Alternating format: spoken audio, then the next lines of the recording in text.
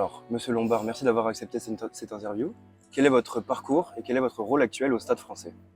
Alors moi j'ai été étudiant, joueur de tennis. À 13 ans, j'ai commencé à jouer au rugby et j'y suis resté pendant 20 ans. J'ai connu le rugby amateur. J'ai fait des études en parallèle de ma pratique du rugby à l'époque où je jouais au Racing Club de France.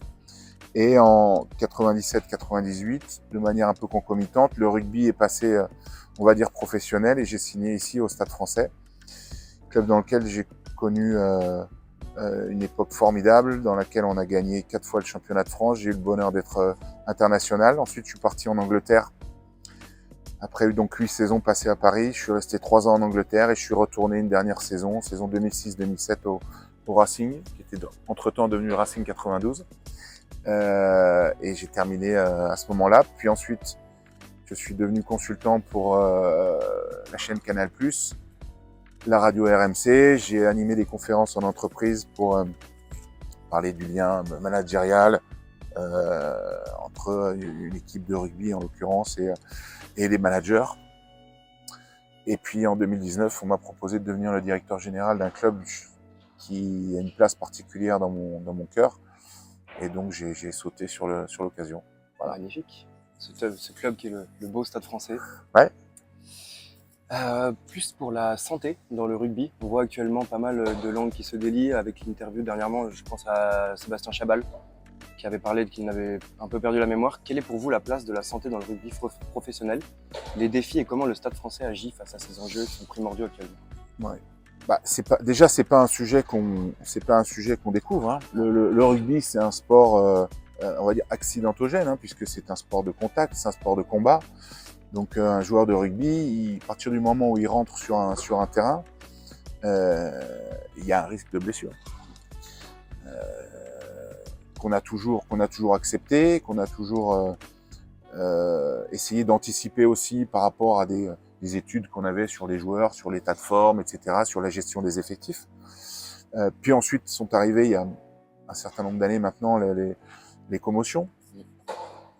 Le rugby a été, c'est vrai, un peu surpris par rapport à ça. Mais je pense que depuis 5-6 ans maintenant, il y a beaucoup d'outils qui sont proposés au club. Il y a beaucoup de travail et de travaux qui sont menés avec des neurologues, parce que c'est pas ni l'entraîneur ni un directeur général. Nous, on n'a absolument pas la connaissance. Il y a beaucoup de gens qui réfléchissent à comment identifier, traiter, et même après 6 années d'études, on n'a pas tout exploré encore. Nous, on travaille avec le professeur Sherman, qui est des éminences sur le sujet. Et on vient de signer récemment un partenariat avec une société qui s'appelle BrainEye, et BrainEye qui a développé via un téléphone portable une application qui vient identifier la zone oculaire avec les caméras du téléphone et qui permet de donner un diagnostic très fiable sur le fait qu'un joueur ou qu'une joueuse ait été commotionné. Donc ça s'arrête là.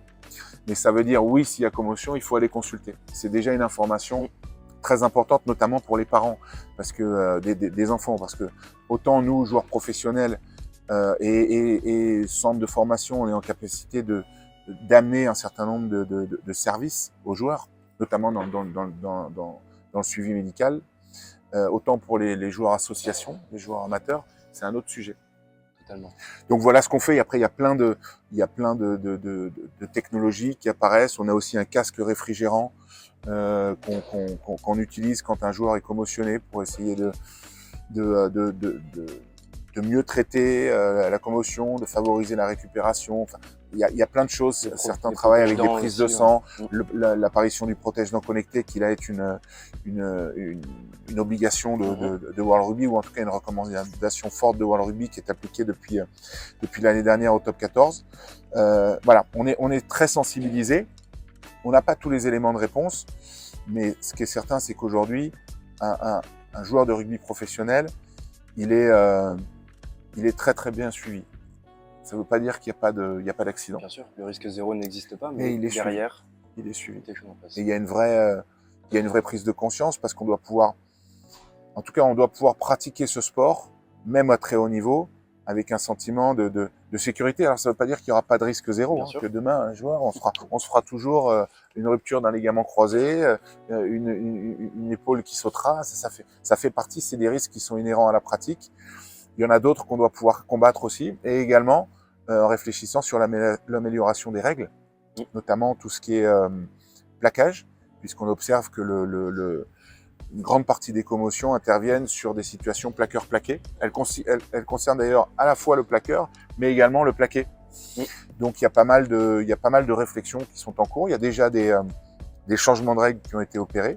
Mais on n'est pas le seul sport, hein. Le football est concerné avec les têtes. Il y a beaucoup de sports qui sont sujets à ça. Là, je dirais que l'évolution médicale dans la détection des blessures aussi nous amène à être confrontés à de nouvelles problématiques qu'on n'avait pas auparavant. Et c'est très bien. Tant mieux, c'est pour la santé. Mais voilà, il y a aussi un temps de réaction qui est nécessaire, de compréhension et oui, de pouvoir adapter et la pratique, et les règles, et la sécurité autour d'un point de vue médical. Très bien. Vous avez fait mention du top 14. Est-ce que, au niveau des enjeux de santé, il existe des synergies avec les autres clubs de top 14 sur l'avancée des recherches et des dispositifs qui sont mis en place, ou ça reste plus sectaire? Non, il y a une liberté qui est donnée à l'ensemble des clubs. Nous, on a par exemple créé un laboratoire de recherche. Donc, on travaille beaucoup sur la biomécanique, notamment sur la prévention des blessures, avec 2 personnes qui travaillent à temps plein au club. Pour réfléchir sur les populations les plus jeunes. On parle des espoirs, des moins de 18 ans, pour essayer d'identifier quelles zones pourraient être des zones à risque sur leur corps, sur leur squelette, sur leur musculature. Également sur la partie retour en jeu ou retour en pratique après des blessures. C'est phénoménal ce que la technologie et la science peuvent nous apporter aujourd'hui là-dessus comme information. Et on travaille de manière conjointe via la Ligue nationale de rugby, qui a un outil et des personnes extrêmement compétentes qui sont mobilisées sur la partie médicale pour compiler des données qui arrivent donc des clubs et essayer de les analyser et de voir si les joueurs se blessent davantage dans les périodes d'entraînement, à quelle période, qu'est-ce qu'ils ont fait. Enfin, il y a un nombre incalculable de données qu'on peut traiter à ce titre. Probablement que l'intelligence artificielle nous aidera à aller plus vite. C'est sûr. Il faut qu'on arrive à se doter de tous les moyens possibles pour pouvoir se répondre positivement à tout ça. Après, un sportif, ça reste aussi quelqu'un qui doit avoir une discipline de vie, dormir, bien manger, prendre soin de son outil de travail, qui est son corps. Il faut arriver à intégrer tout ça et à faire passer les bons messages auprès de tout le monde. Très bien. Quel est votre ressenti? Du coup, on continue sur la santé dans le rugby professionnel. Est-ce que les clubs sont plutôt en avance ou alors on est plutôt à réaction avec l'évolution du jeu et des nouvelles choses qui arrivent? C'est une bonne question. Je pense que tant qu'il y aura des joueurs qui arrêteront leur carrière à un moment où c'était pas prévu, ça veut dire qu'on n'aura pas tout bien fait. C'est vrai. De l'autre côté, quand je vois les efforts qui sont déployés à tous les niveaux, fédération, ligue évidemment, qui est notre organe de tutelle pour nous, joueurs de rugby professionnels, je pense qu'on fait beaucoup. Alors, certains considéreront qu'on peut faire encore plus. Mais faire plus, ça demande aussi beaucoup de moyens. C'est ça. Après, je dirais, à partir du moment où on touche à la santé des pratiquants, la question des moyens, elle doit pas se poser. Totalement. Mais c'est plus facile à dire qu'à faire, évidemment. C'est plus facile à dire qu'à faire. Mais en tout cas, ce qu'il faut balayer de la main, c'est l'idée qui voudrait que le rugby ne prenne pas ses problèmes en considération, ne soit pas en alerte. Ça, c'est faux. Totalement. C'est faux. Totalement d'accord. Très bien, on va passer sur un autre axe qui est plus la féminisation du rugby. Donc la féminisation de la pratique du rugby, les défis et comment le Stade français va y répondre. Et y répond actuellement. Alors nous déjà, on fait partie des clubs qui ont une certaine visibilité par rapport au rugby féminin, puisque le Stade Français a inauguré, on va dire, sa section féminine en 2012. D'accord. Donc ça fait un petit ça moment fait par rapport aux autres. 13 ans maintenant que un certain nombre de matchs sont organisés ici et des jeunes filles ou des filles pratiquent le rugby ici. Ce qu'on a observé, c'est que, de manière très honnête, on les a pas considérés pendant longtemps au même titre que les autres équipes des garçons. Donc ça, c'est quelque chose qu'on a corrigé. Ça veut dire replacer les Pink Rockets, puisque c'est le nom qu'elles se sont donné, qu'elles ont choisi, voilà, dans la galaxie Stade Français, au même titre que l'équipe professionnelle, au même titre que l'équipe Espoir ou n'importe quelle autre équipe de l'association. Elles dépendent aujourd'hui de l'association, parce que c'est un rugby amateur. En revanche, je disais, elles ont été tellement peu considérées ou tellement mal considérées que maintenant, voilà, il faut leur donner les moyens de s'entraîner dans les meilleures conditions possibles. C'est pour ça que les filles au Stade Français ont accès aux infrastructures dans lesquelles s'entraînaient les joueurs professionnels jusqu'à l'année dernière, avant qu'on ait le camp des loges. Elles ont l'opportunité de jouer des matchs ici sur le Stade Jean-Bouin, en BC ou en levée de rideau. Elles voyagent dans des conditions normales, c'est-à-dire qu'elles ne voyagent pas nécessairement le jour du match, arriver à l'arrache et jouer et puis rentrer. Elles peuvent partir la veille. Elles ont un staff sportif à la hauteur de leurs ambitions. Elles ont accès évidemment au staff médical. Ça fait sens. Voilà, ça fait déjà pas mal de choses et on les aide également dans le cadre de leur développement de carrière ou développement personnel via l'accès à la Stade Academy, qui est notre organe en interne qui pilote la formation de 170 jeunes garçons et filles au club. Donc qui permet de faire des études qui sont financées à 100% par le club, de trouver de l'alternance ou d'aller dans l'entreprise si elles en font le besoin via notre réseau partenaire. Et on en aide certaines sur du logement quand elles viennent de province et que c'est pas évident de pouvoir se loger à Paris. Voilà ce qu'on fait aujourd'hui. Beaucoup souhaiteraient, et chez les filles, hein, je l'entends, et ailleurs aussi, que le rugby féminin se professionnalise demain. C'est une question qui mérite d'être posée. Bien sûr. Aujourd'hui, moi je préfère raisonner sur des chiffres et des éléments concrets.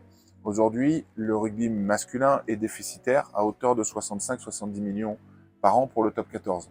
Je ne vois pas comment on pourrait venir expliquer aux filles que demain, elles vont sortir du giron de l'association, passer dans le giron des SASP et recevoir des salaires pour être des joueuses professionnelles. Et même si on était voilà, dans une forme d'obligation de le faire, on leur donnerait quoi? On leur donnerait des salaires de 2000 € par mois maximum pour tout sacrifier et devenir des joueuses professionnelles au détriment d'une pratique, d'une pluriactivité, soit avec des études, soit dans le cadre de pratiquer le rugby, mais aussi de travailler à l'extérieur. Non, je pense qu'on n'est pas prêt encore pour ça. Je dis pas qu'on sera pas prêt demain. On n'est pas encore prêt. Donc il faut que le rugby féminin continue sa conquête en termes de générer de l'image, générer de l'intérêt, générer des partenaires, et ça commence à arriver. Et ça, c'est intéressant. Et peut-être dans 2, 3, 4, 5 ans, on se reparlera différemment. Mais en l'état actuel des choses, je pense que ce serait une grosse erreur. Et je le dis avec voilà, beaucoup plus de facilité que nous. On est en train d'essayer de rétro-pédaler aussi au Stade Français par rapport à ce modèle d'ultra-professionnalisation, où on met tous nos œufs dans le même panier, où on va chercher des gamins à 16, 17 ans et on leur fait faire du rugby. Non, on doit avoir un modèle balancé entre une pratique sportive qui prend du temps, mais qui prend pas toute la journée, et une pratique plus ouverte, où on va aller aussi se développer, on en parlait tout à l'heure, sur des secteurs de la connaissance, fréquenter d'autres univers, qui aura une répercussion sur les pratiquants et qui fera des meilleurs joueurs ou des meilleures joueuses. Mentalement, c'est agréable aussi d'avoir une autre vie à côté du rugby, pas que penser qu'à ça. Ça peut Ben être oui, mais que des points positifs. pour nous, c'est une évidence. C'est pas le cas de tout le monde. Bien Je sûr. pense que voilà, aujourd'hui, jouer au rugby à un haut niveau nécessite tellement d'efforts qu'on peut faire que ça. Moi, je regarde les joueurs s'entraîner. Ils s'entraînent, 5 heures, 6 heures par jour. Et une journée, ça dure pas 5 heures ou 6 heures. Ça dure un peu plus longtemps que ça. Donc ça veut dire qu'il y a la place pour faire autre chose. Après, ça demande, oui, de la détermination, une organisation, beaucoup d'efforts. Mais je pense que ça vaut le coup. Je suis totalement d'accord, je partage votre avis avec ça. Euh, pour continuer, je recherche comment expliquer qu'une majorité des clubs de l'élite féminin ne soient pas rattachés, on va dire, aux gros mastodontes du top 14 et que ce soit des clubs un petit peu plus qu'on voit moins chez les hommes ou ce sont les femmes qui sont un petit peu. Ouais, je suis pas tout à fait d'accord avec ça, puisque si on regarde aujourd'hui, il y a quand même pas mal de clubs qui sont rattachés à des clubs professionnels. Hein. Bon, il y a le Stade Toulousain, Clermont bénéficie quand même d'un appui assez fort de l'ASM. Ah oui, il y a Bordeaux, Bordeaux qui est je dirais à côté, mais qui se rapproche quand même beaucoup. Après, c'est des questions de coût aussi, c'est des questions d'organisation initiale, et je comprends qu'on n'ait pas voulu tout démanteler. Bien sûr. D'abord pour des raisons financières, je l'ai expliqué tout à l'heure. Mais c'est pas tellement un sujet. Ce qui est important, c'est qu'il y ait une ou deux ou trois équipes professionnelles, par exemple, dans l'agglomération de Paris ou de la région Île-de-France. C'est le cas. Avec Bobigny, avec nous, avec Chili Mazarin, qui a été une place forte du rugby féminin pendant très longtemps. Le Racing arrive en Élite 2. Donc, on sent qu'il y a quelque chose qui se passe. À un moment, voilà, il faut aussi qu'on puisse avoir une équipe de très très haut niveau. Bien sûr. C'est ça qui est important. C'est le but, Ouais. au final.